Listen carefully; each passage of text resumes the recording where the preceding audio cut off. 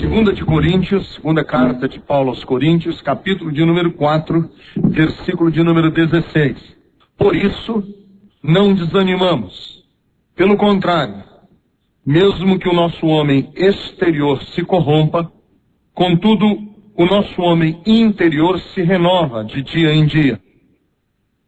Porque a nossa leve e momentânea tribulação produz para nós eterno peso de glória, acima de toda comparação. Não atentando nós nas coisas que se veem, mas nas que se não veem. Porque as que se veem são temporais, e as que se não veem são eternas. Amém. Senhor, eu te peço, eu quero te pedir que a tua graça nos ajude a entendermos e a ouvirmos o que o Espírito tem a nos dizer. Abençoa, Deus, eu te peço, aqueles que acompanham a minha voz, aonde esta mensagem chegar, que a tua graça, o teu poder se renovem, Senhor, assim como o Senhor está presente conosco hoje. Agradecemos-te porque em tudo o Senhor nos conduz em triunfo, é promessa tua. E nós te agradecemos porque nós podemos vivenciar isso a cada instante, a cada passo da nossa existência. No nome precioso de Jesus e para a glória do Senhor é que nós te oramos. Amém e amém. Minha mãe estava com câncer na bexiga, deu metástase pulmonar, fez uma quimioterapia. A quimioterapia jogou as suas resistências lá embaixo. Ela teve algumas infecções oportunistas por causa da sua infecção. E depois de ter uma série de problemas relacionados a essa infecção, eu viajei daqui de São Paulo para Fortaleza, onde ela morava. E quando cheguei do aeroporto, fui direto para o apartamento da casa dela. Ela estava com febre, liguei para o médico. O médico disse imediatamente traga para o hospital. Levei minha mãe para o hospital à noite. Passei a noite com ela no hospital. Ela teve algumas febres intensas, fortes. Teve uma taquicardia fortíssima. Os batimentos cardíacos dela foram a mais de 167 batimentos por minuto.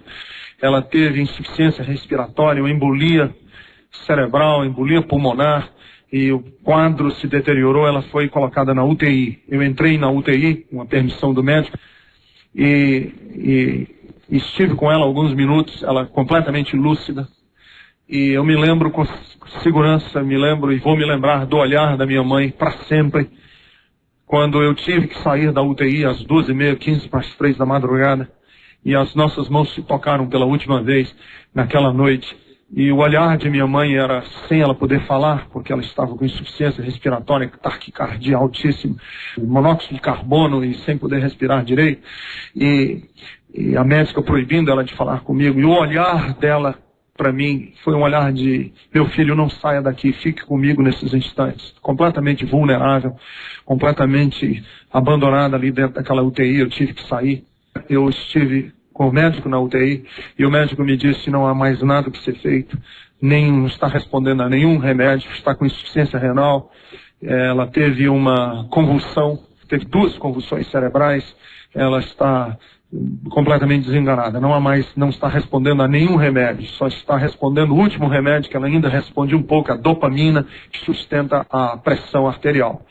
E se vocês quiserem, nós podemos tirá-la da UTI e mandá-la para o quarto. Ela chegou no quarto com uma pressão de 5/4, e com 2 horas que ela estava no quarto, depois a pressão já era inaudível, os batimentos cardíacos também inaudíveis.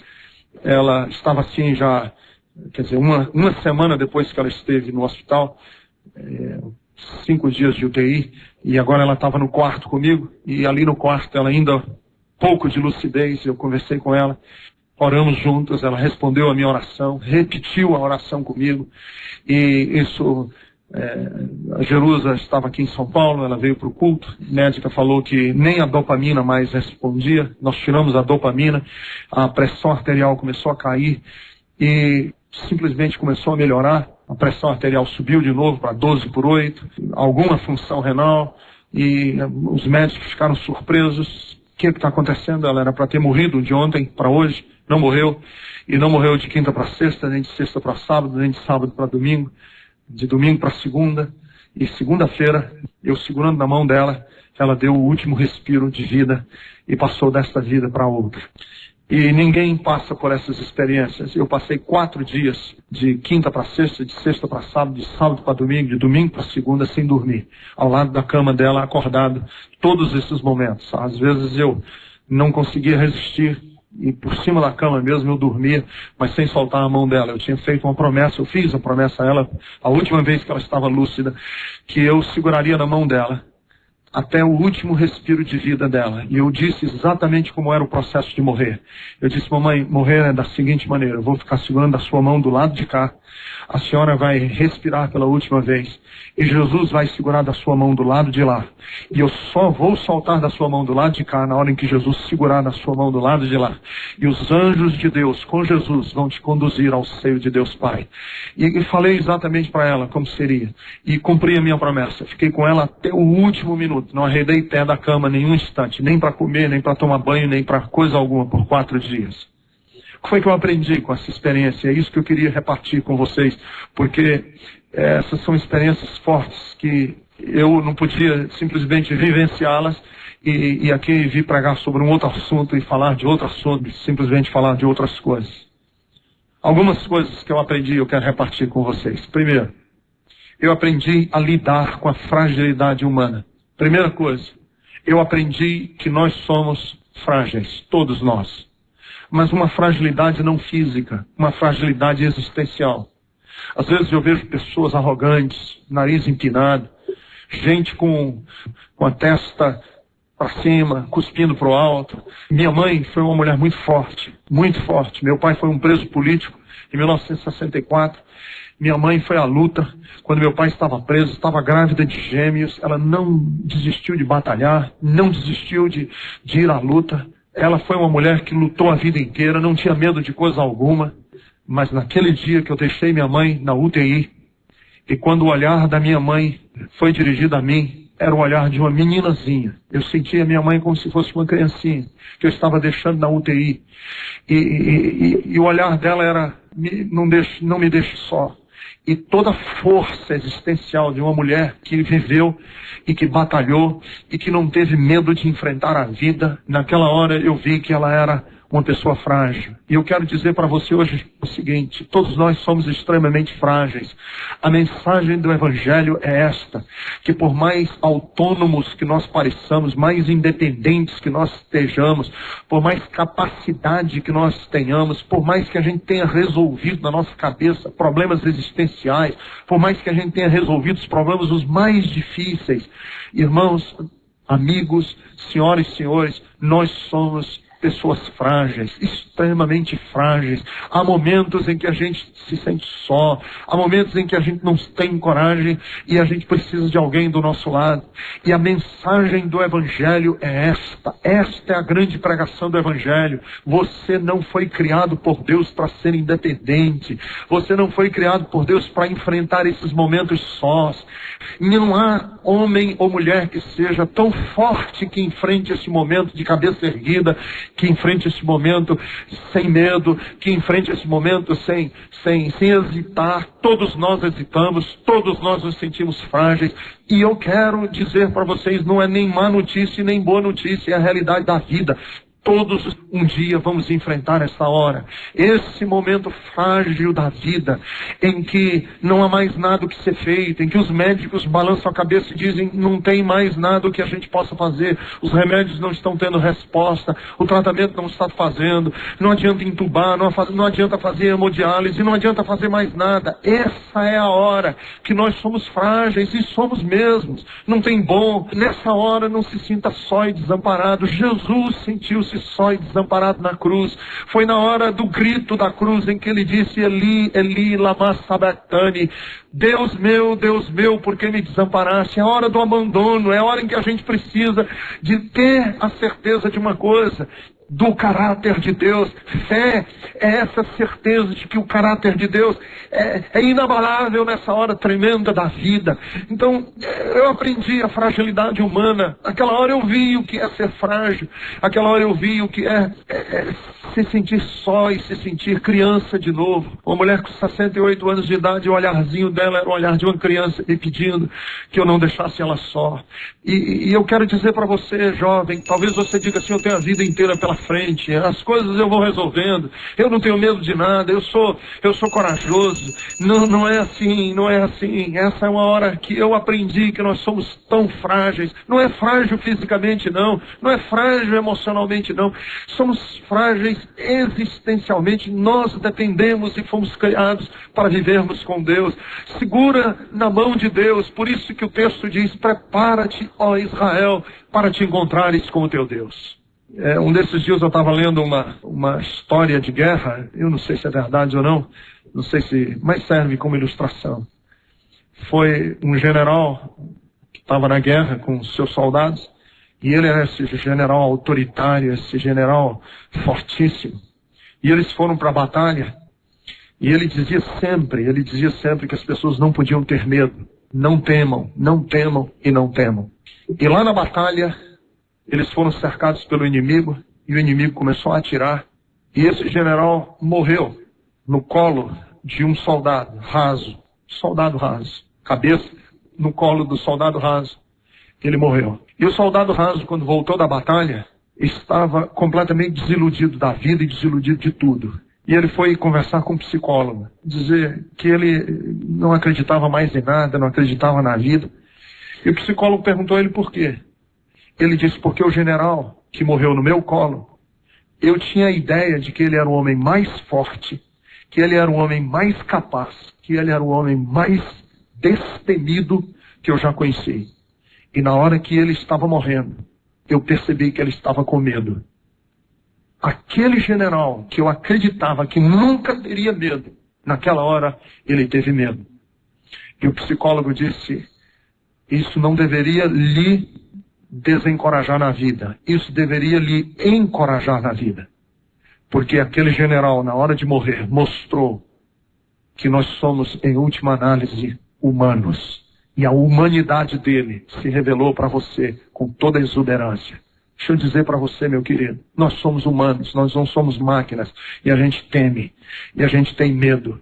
E é para isso que nós pregamos o Evangelho, para mostrar às pessoas que nós não estamos sós, que nesse momento mais difícil da nossa existência, alguém está segurando sempre na nossa mão e que nunca nos abandona, hora nenhuma, que nós estejamos precisando dele. Aleluia.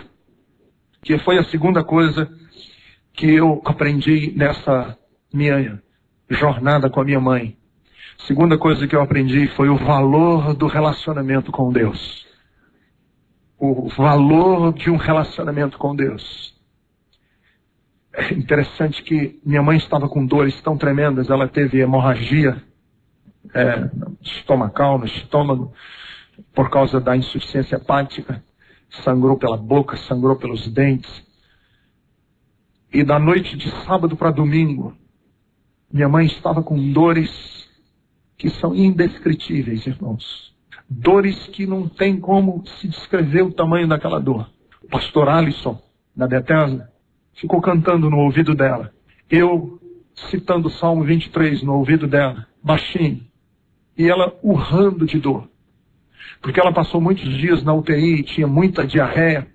Ela estava toda assada na região vaginal, anal, em carne viva. Quando tocava, ela urrava de dor. Uma dor, assim, indescritível. E por mais que eu orasse, por mais que eu pedisse, a dor da minha mãe não foi aliviada em nada. Eu pedi a Deus, Senhor, tira essa dor, mas não adiantou. A dor da minha mãe foi aliviada com morfina. Quando finalmente o médico deu uma dose enorme de morfina para que ela sedasse a dor e a ansiedade do momento que ela estava vivendo. E naquela hora, no meu coração eu fiquei pensando assim, cadê Deus? Eu estou pedindo que Ele passe a dor da minha mãe e Ele não passa. E aí vem um médico, E dor não se resolve com oração, resolve com morfina. Olha a crise que estava no meu coração. Quer dizer, então não precisa orar. Vem, chama o médico e dá morfina. Precisa cantar. Chama o médico, dá morfina e resolveu o problema. Mas na hora em que essa dor estava acontecendo, essa dor desesperadora, eu podia dizer no ouvido da minha mãe assim: mamãe, segura na mão de Deus comigo agora, nós estamos juntos, Ele está junto com a senhora nesse momento de dor. Minha irmã, que não é crente, chegou e viu minha mãe nessa dor tremenda. E ela não tinha o que dizer. Você sabe o que ela dizia para minha mãe? Mamãe, pense no verde, pense no branco. Eu não tenho o que dizer. Mamãe, pense no verde, uma cor que a senhora gostava tanto. Fala de verde, verde, verde. E na hora em que minha irmã disse pense no verde, pense no branco, aí eu vi o valor do Evangelho. Porque quem tem Jesus pode estar passando pela dor mais cruel, mas tem uma mensagem para dar. Tem uma esperança para pregar. Não é simplesmente dizer pense no verde, mas é aquela certeza de que ao lado daquela cama, junto conosco, há um Senhor maravilhoso. E eu podia dizer para minha mãe assim: olha mamãe, deixa eu lhe dizer, esse caminho que a senhora vai trilhar, não tenha medo, porque Jesus já trilhou esse caminho. E eu dizia para ela no ouvido dela, e dizia para ela, confortando, não dizendo verde, mas confortando dizendo assim: alguém já foi na sua frente, não tenha medo, porque Deus é bom, e a senhora vai ser abraçada por um Deus maravilhoso e bom. Essa é a certeza que nós temos, essa é a pregação mais maravilhosa. Morfina resolve essa dor, mas tem uma dor da alma que morfina nenhuma resolve, e não se resolve dizendo pense em verde, resolve-se tendo a esperança gloriosa de que nesse caminho Jesus já andou antes de nós, e a Bíblia Sagrada diz: nós temos um sumo sacerdote que em tudo pode se compadecer com o nosso sofrimento e com a nossa dor, porque ele já passou por isso, e tem esse conforto de nós estarmos certos de que ele está ao nosso lado. Essa é a mensagem gloriosa. Irmãos, às vezes eu fico vendo esses programas de televisão, como é ridículo. Esses programas de televisão que o pastor prega cura divina e a pessoa diz: você foi curado, meu irmão? Aí eu disse: fui. Do quê? Eu estava assim, com um mal-estar aqui no pescoço, aí vim para cá, agora estou melhor. Foi curado? Fui. Porque eu estava com uma torção no pé, e aí quando cheguei aqui no culto, estou até sentindo melhor a torção no pé. Aí lá na cama eu fiquei pensando, tem uma dor que não é essa coisa trivial, entende? De dor de cabeça, de mal-estar, eu tô assim, fui para a igreja e melhorei. Não é isso. O Evangelho é muito mais nobre do que isso. Porque esse tipo de dor, dá um analgésico, dá aspirina para coisa mais simples, e dá morfina para mais dolorida que tiver, e passa. Mas há uma mensagem que tem que ser dita para as pessoas, e essa mensagem só quem conhece Jesus pode dar. Só quem conhece a palavra de Deus pode dizer essa mensagem. E eu tenho consciência disso. De que na hora em que minha mãe estava agonizante, eu disse para ela: mamãe, ela estava completamente lúcida, os olhos olhando para mim. Eu disse: mamãe, eu vou entregar para Jesus o que eu tenho de mais precioso na minha vida, que é a senhora, minha mãe. E eu tenho certeza absoluta que eu estou entregando nas mãos de alguém que vai cuidar muito bem de quem eu mais amo, que é Jesus. Essa tranquilidade, essa paz, só o Evangelho de Jesus Cristo pode dar. Essa é a mensagem que nós pregamos. Terceira coisa que eu aprendi nessa dor tremenda que passei com a minha mãe no hospital foi a seguinte: que o espírito humano tem uma fortaleza em si mesmo que é incrível. Incrível. Quando minha mãe entrou no quarto e foi tirada a dopamina, que é a substância que sustenta a pressão arterial, a enfermeira entrou e a pressão estava 5/4. Esperava-se que minha mãe morresse naquela noite. E ela ainda viveu de quinta para sexta, de sexta para sábado, de sábado para domingo, domingo para segunda e o dia inteiro da segunda-feira. A médica entrou no quarto e me disse as seguintes palavras: na medicina não tem explicação para ela ainda estar viva. Não existe explicação. Totalmente encharcada de líquido, encharcada, já não se mexia mais na cama, os braços pesados, porque o rim não funcionava e constantemente tomando soro, encharcada, inchada. A médica falou, não tem explicação, só tem uma coisa. É que muitas pessoas, por causa da força do Espírito, continuam vivas. E eu acho que a sua mãe, pela força do Espírito, não está querendo abrir mão da vida. Alguma coisa que ela não quer abrir mão. E ela está lutando até o fim. Só o Espírito que a mantém viva. Porque medicamente ela já era para ter morrido. Medicamente já não tinha, ela já estava com a respiração ofegante, já pressão arterial lá embaixo, pulsação cardíaca caindo, e ela sustentando. Ela disse, só tem, ou ela quer ver alguém, ou ela acha que precisa de mais algum tempo para resolver algum problema. Alguma coisa a mantém viva. E ela disse, e esta alguma coisa que a mantém viva é o Espírito. E aí eu fiquei vendo, na palavra da médica e na palavra da enfermeira-chefe, que o Espírito do ser humano, realmente, eu acreditei, naquele dia, no livre-arbítrio, que Deus deu a cada um de nós, e esse Espírito, esse fôlego de Deus dentro de nós, é mais forte do que nós podemos imaginar. Que eu prego sempre, vou agora pregar com mais força. Existe uma força dentro de você, que não deixa, Deus não vai deixar nunca, que você perca essa força de dizer, eu quero, eu vou, ou eu não quero. Então, eu cada vez mais acredito que uma pessoa pode ser, por exemplo, viciada em tóxico. O cara é um drogado em cocaína. Ele é alcoólatra, preso, não consegue. Ele diz, eu não consigo. Mas eu prego e vou continuar pregando que mesmo que você seja escravo da mais terrível de todas as drogas, há uma força dentro de você. Que Deus preserva essa força, que é a sua capacidade de dizer sim ou a sua capacidade de dizer não. Que mesmo uma pessoa agonizante numa cama de morte, ela ainda preserva, inconsciente, porque está sedada e está debaixo do efeito de morfina. Ainda assim ela preserva a capacidade de dizer eu quero, eu vou lutar até o fim. Eu não vou entregar os meus pontos. E minha mãe morreu literalmente de cansaço. O coração já não aguentava mais. E ela não agonizou, não tomou fôlego, simplesmente ela parou. Cansada de lutar e não entregar os pontos até o último instante que o coração suportou bater. Isso aí é uma lição de vida que eu aprendi e que eu quero passar para você. Não seja vagão da história. Você pode ser locomotiva da sua própria história. Se você disser assim, pastor, eu não consigo, a vida me joga para um lado, a vida joga para o outro, eu quero lhe dizer, há uma força aí dentro de você que diz, você pode dizer, não mais! E na hora em que você disser não mais, eu lhe garanto, os anjos de Deus, o próprio Deus, o Espírito Santo vão lhe ajudar a fazer com que esse não mais se concretize, esse não mais aconteça na sua vida. Deus está nos ajudando e Ele preserva essa força dentro de nós, que é a força do Espírito de dizer eu quero ou eu não quero. Então quando uma pessoa diz assim, eu não consigo servir a Deus, pastor, eu não aceito essa frase. Eu não consigo. Às vezes eu tenho até amigos que dizem isso para mim.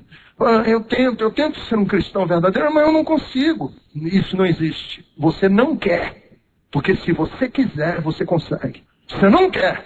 Porque se você disser, eu quero, eu vou servir o meu Deus. Não existe demônio no inferno, não existe força nenhuma que impeça esse eu não quero mais ser do mundo dele se concretizar em Deus. Eu não aceito uma pessoa dizer assim, eu estou tentando, mas eu não consigo. O cara é viciado em pornografia. Eu tento, mas eu não consigo. Consegue. Se você disser não mais, você consegue. Porque Deus vai ajudar você. Minha mãe me ensinou isso na cama. Quando todos diziam assim, é para morrer. Eu tenho que morrer. Vai morrer já já. E ela suportando dia e dias, teimosamente dizendo, eu não vou abrir mão. E não abriu mão. Então, a mensagem do Evangelho que eu creio é essa. A mensagem que Deus nos deu uma força dentro de nós, que nos ajuda a irmos em frente, mesmo quando todas as dificuldades e as lutas já não estão mais a nosso favor. Nessa doença eu aprendi uma outra coisa da minha mãe. Aprendi a distinguir quem leva a vida tecnicamente e quem leva a vida com graça e com beleza. Obviamente nós pegamos vários turnos de médicos e vários turnos de enfermeiras. São dias e dias de UTI, de enfermeira, e as enfermeiras se revezavam. Passei a conhecer um monte de enfermeira que eu não conhecia. E foi interessante que eu comecei a detectar quem era enfermeira humana e quem era enfermeira profissional. As enfermeiras que fazem o que tinham que fazer com humanidade e as enfermeiras que tinham que fazer aquilo só para cumprir a tarefa delas. E aí eu fiquei pensando comigo mesmo o seguinte: o grande desafio da nossa vida, irmãos, não é sermos bons no que fazemos, mas fazermos o que temos que fazer na vida, o que quer que seja, com paixão e com amor. Tinha enfermeira lá que chegava e fazia o que tinha que fazer, limpava o que tinha que limpar e virava o rosto e ia embora. E a gente via que ela não queria se apegar ao doente. Tinha enfermeira que vinha e amava e passava solidariedade. E numa dessas experiências foi interessante que minha mãe estava com diarreia, e uma diarreia de um mau cheiro tremendo. Mau cheiro tremendo. E ela disse rapidamente, pediu com rapidez, rapidamente, traga uma paradeira.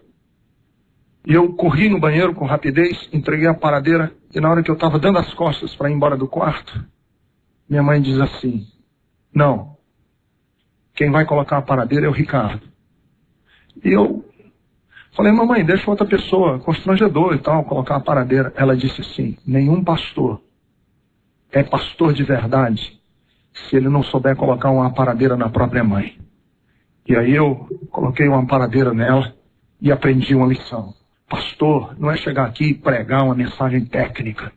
Nenhum pastor é pastor de verdade se ele não souber aprender a chorar, a doer, a sentir o mau cheiro do próximo e a abraçar quem não é abraçável. E eu saí daquela experiência com uma oração no meu coração: meu Deus, me ajuda a ser um pastor de verdade. Não porque eu quero pregar mensagens bonitas, mas porque eu sei transmitir o pulsar, o bater do coração de Deus para aquele que não tem amor. Eu quero que as pessoas me digam assim: eu conheci pastores técnicos e pastores humanos. E eu conheci no Ricardo Gondim não um pastor técnico, conheci nele um homem humano. Porque um dia ele aprendeu a ser humano, não foi num banco de escola, mas foi colocando a paradeira e sentindo mau cheiro. E sendo alguém que soube chorar com os que choram. E você também tem que aprender isso. É isso que vale na vida. A vida não vale, queridos irmãos, pela nossa bossa. Entendeu? Olha como ele é. Olha como ele é engomadinho. Olha como ele é. Entendeu? Como ele tem os trejeitos. Isso não vale nada na vida. E às vezes a gente sai correndo na vida atrás disso. E as pessoas estão em busca de um olhar que nos olhe com carinho. O filho, seu filho, está em busca, não é de um pai. Entendeu? Ele está em busca de um pai amoroso, bom, que ele diga: eu vi no meu pai o olhar de um homem que sabe e soube amar. E o Evangelho é isso, é nos transformar, não em gente arrogante, pedante, prepotente, grossa. O Evangelho nos transforma em pessoas quebradas, porque nós aprendemos a chorar a dor dos que choram, a rir com os que riem, mas também a carregar as cargas uns dos outros. E Tiago disse: esta é a verdadeira religião, que é amar, visitar, cuidar das viúvas e dos órfãos nas suas necessidades. A última mensagem, a última coisa que eu quero dizer para vocês é o seguinte: pela primeira vez eu vi a morte cara a cara. Cara a cara, frente a frente. Vi um processo de morte, frente a frente, dia a dia. Minha mãe ficou tão desfigurada, que eu colei uma fotografia dela na cama atrás, onde ela estava. para que as pessoas lembrassem dela na fotografia e não aquele resto de gente que estava em cima de uma cama. Tão desfigurada. Eu vi a morte chegando. E eu quero dizer para vocês o seguinte: não existe dignidade na morte. Toda morte é uma agressão. Toda morte é um assinte. Toda morte é uma violência. Toda ela. Não existe morte bonita, não existe morte digna. Toda morte é uma agressão. Nós não fomos feitos para morrer. Na morte da minha mãe, como foi glorioso eu saber de uma coisa: que o Evangelho é certeza de vida eterna. Irmãos, quantas vezes nas igrejas evangélicas nós perdemos tempos com firulas que não tem nada a ver com a mensagem do Evangelho.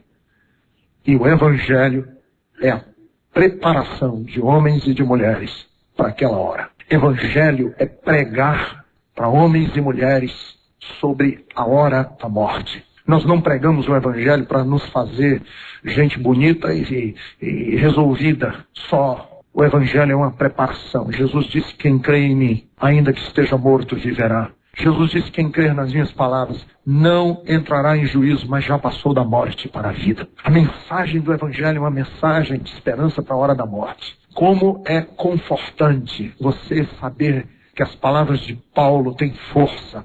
Quando ele disse em 1 Coríntios capítulo de número 15, que um dia o corruptível vai se revestir da incorruptibilidade, o mortal vai se revestir da imortalidade. E nós que estamos vivos, nós seremos arrebatados para nos encontrar com o Senhor nos ares, e vamos zombar da morte, e vamos dizer: morte, onde está o teu aguilhão, ó morte? Onde está a tua vitória, ó sepultura? Essa é a mensagem gloriosa. Sabe qual é a mensagem do Evangelho? É que Jesus morreu na cruz do Calvário para tirar o ferrão da morte, para tirar o veneno da morte, para tirar a maldição da morte. Você pode crer no Evangelho de prosperidade, de triunfo, de saúde, de tudo, mas se você não tiver certeza da hora da morte, certeza de que o seu nome está escrito no livro da vida do Cordeiro, nós perdemos o nosso tempo. É certeza de salvação eterna, é certeza de vida com Deus para sempre. Essa é a mensagem, é a certeza de que o nosso nome está escrito no livro da vida do Cordeiro, é a certeza de que nós não ficamos vagando pelo espaço, como dizem os espíritas, é a certeza de que ninguém vira alma, como querem alguns católicos, que as almas estão aparecendo. Não, é certeza de que está ausente do corpo, é estar presente com o Senhor na glória. É certeza absoluta de que nós vamos para o seio de Abraão, e nós vamos para o paraíso, e nós vamos para o céu. Eu não sei qual é o nome que você quer dar, mas é a certeza absoluta que nós temos destino certo, temos endereço certo, e nós vamos para esse lugar glorioso com Deus.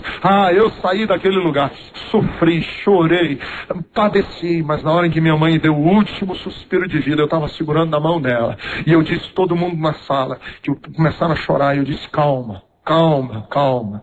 Eu disse: Senhor Jesus, agora eu te entrego a mão da minha mãe. Abri a mão da minha mãe, a mão dela caiu sobre a cama, e eu tinha certeza absoluta de que Jesus estava do outro lado, segurando para conduzi-la com os anjos até a presença do Deus Todo-Poderoso. Essa é a mensagem que nós pregamos, é essa a certeza que nós temos no coração. Aleluia! É essa a certeza que nós temos no coração. E eu queria hoje terminar essa mensagem fazendo a seguinte pergunta: você tem consciência da presença de Jesus na sua vida? Você tem consciência de que sua vida está nas mãos de Deus? Quando chegar esse momento, você tem certeza de que Ele vai estar segurando na sua mão para lhe levar até a presença do Deus Todo-Poderoso?